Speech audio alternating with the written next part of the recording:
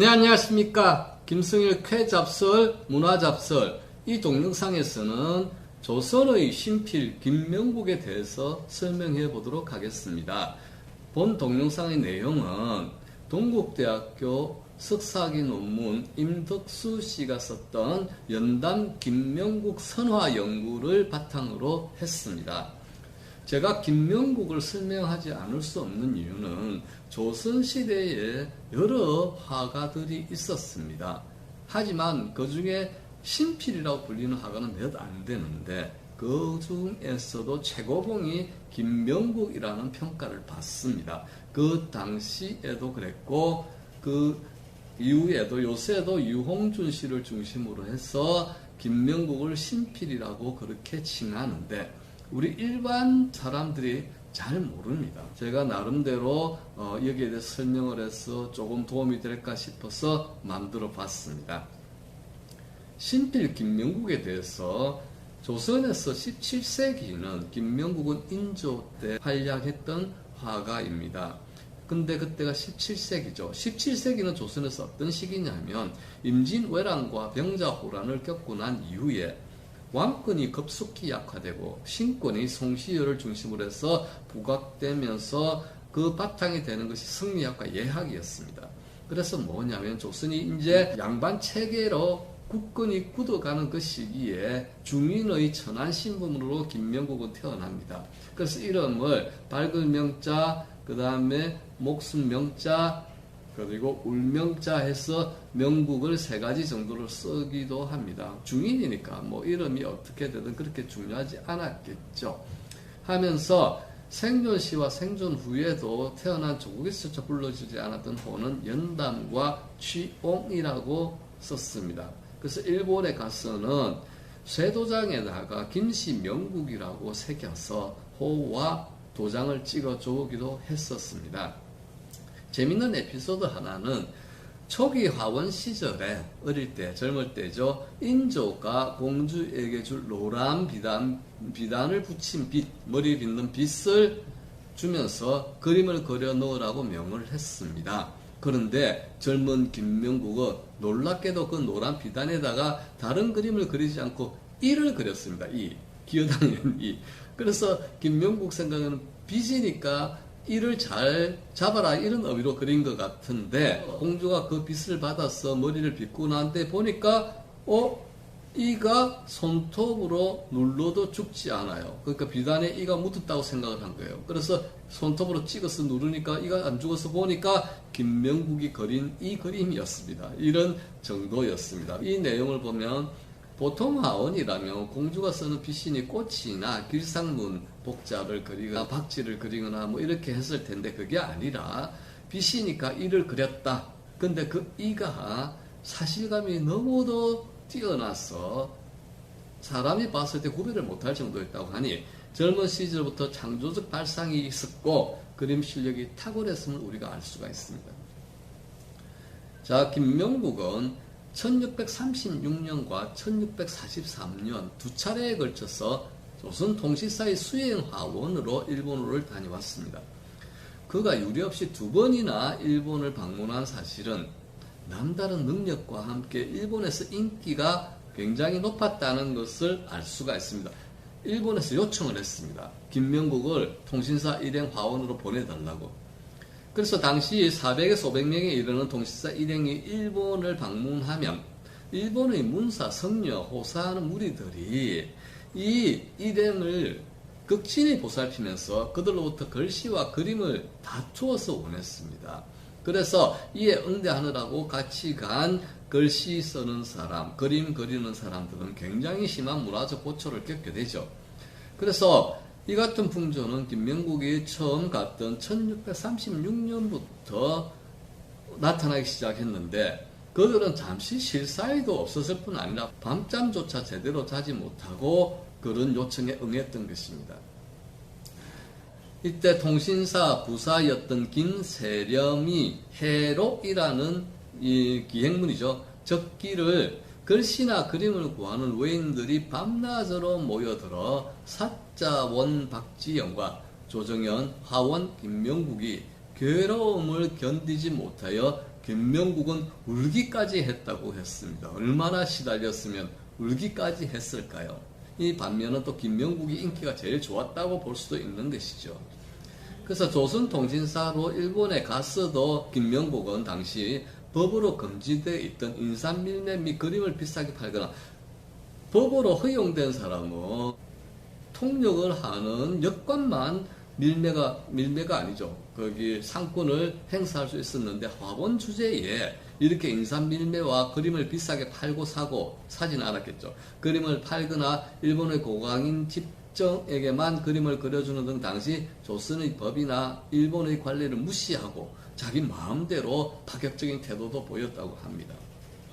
이는 오늘날의 관점에서 보면 당시 17세기 시대적 상황이 진정한 예술가에게는 정치적 의학과 예술가에 대한 평가가 정당하지 못한 것에 대한 대항적 반항 심리의 표출로 보는 것이 타당할 것이다.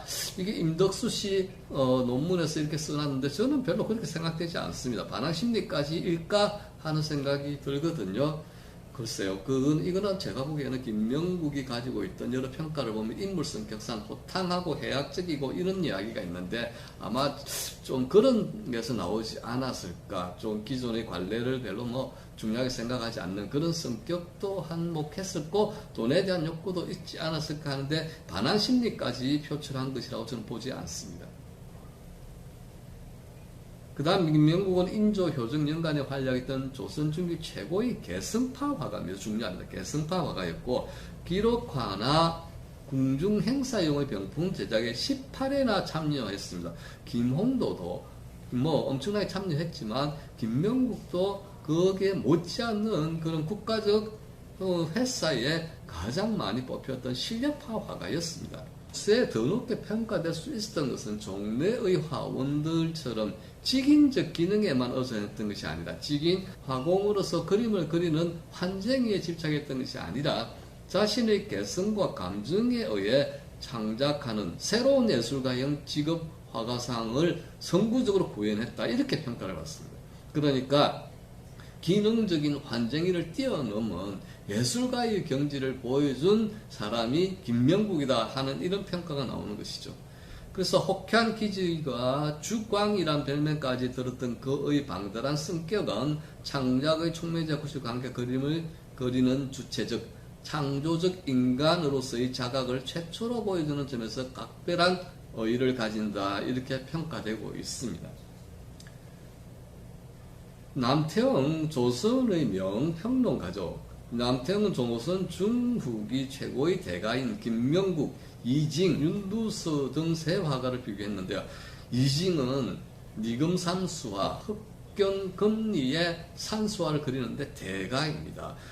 이 흡견금리 산수화는 사실은 이정, 이징, 김명국 이런 사람들이 대가인데 그 중에서 가장 뛰어났던 사람이 이징이고요. 윤두서는 공제 윤두서인데 여러분 그거는 윤두서는 기억 못해도 자화상 기억나십니까? 수염이 이렇게 나고 무서운 얼굴을 하고 있는 자화상. 그것이 바로 윤두서의 자화상입니다.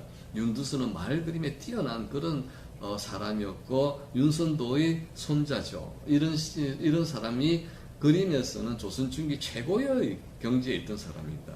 그래서 남태영은 이 세 화가를 비교한다면 김명국이 가장 높은 신품에 가까우며 학문에 비유하자면 그림을 그린 것을 학문에 비유하자면 김명국은 태어나면서 아는 것이고 그 다음에 윤두서는 배워서 아는 것이고 이징은 노력해서 아는 것이라고 평가를 합니다.